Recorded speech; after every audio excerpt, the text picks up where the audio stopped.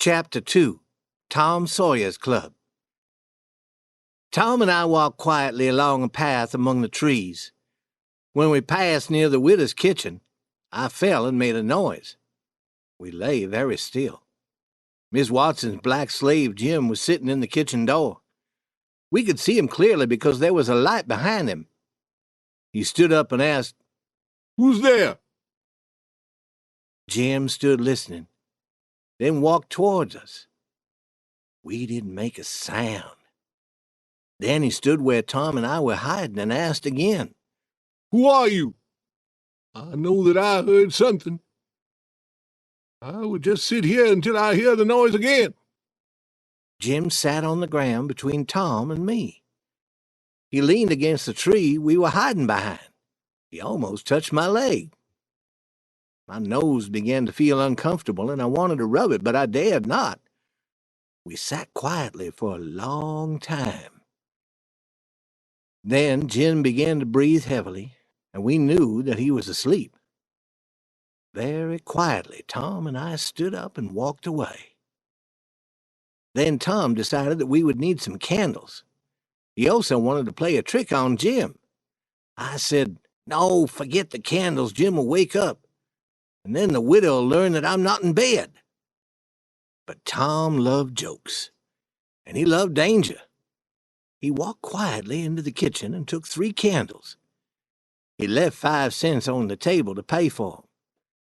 Then he walked quietly to Jim and took Jim's hat off his head and hung it on a tree nearby. Jim moved a little bit, but he didn't wake up. Later, Jim said that a ghost had played a trick on him and left his hat on the tree as a sign. Tom and I walked quickly into town where we could see only 3 or 4 lights. Almost everyone was asleep. Near the town was a big river, a mile wide, and very quiet at this time of night. Near the river we found Joe Harper, Ben Rogers, and 2 or 3 other boys hiding. We climbed into a small boat and traveled 2.5 miles down the river before we stopped the boat and went ashore. Tom led us to some bushes where he made everyone promise to keep his secret. He pushed aside the bushes and showed us a hole in the hill.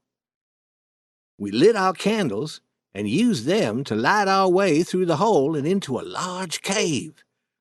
Soon we came to a kind of underground room where we stopped. Tom said, "Now, we'll start our club and we'll call it Tom Sawyer's Club. Everyone who wants to join has got to make a promise and write his name in blood."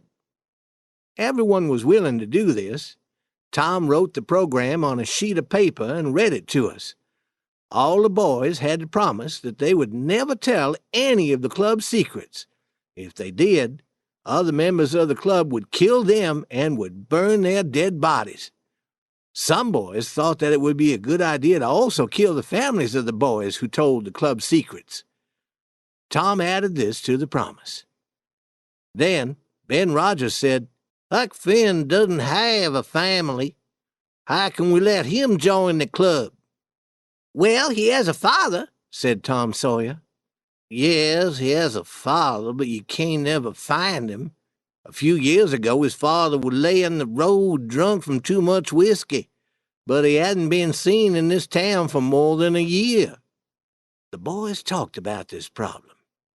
They decided that I could not join their club. I became very sad and felt like crying. Then I thought of a solution to my problem. "Miss Watson can be part of my family. You can kill her if I tell any club secrets." Everyone agreed to this, and I was able to join the club. Each boy made a small cut in his finger with a pin to get blood to write his name. "What will we do in our club?" asked Ben Rogers. "Oh, kill people and take their money," said Tom. "Must we always kill people?" "Oh, certainly. Killing is what they do in all the stories that I read," said Tom. "We have to act just like they do in books. People who wrote the books knew the correct way to do things." When that was decided, Tommy Barnes said that he wanted to go home. We said that we would go home and meet again the following week. At that time, we would plan whom we would steal money from and kill.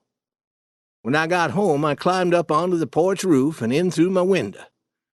My new clothes were wet and dirty with mud, and I was very tired.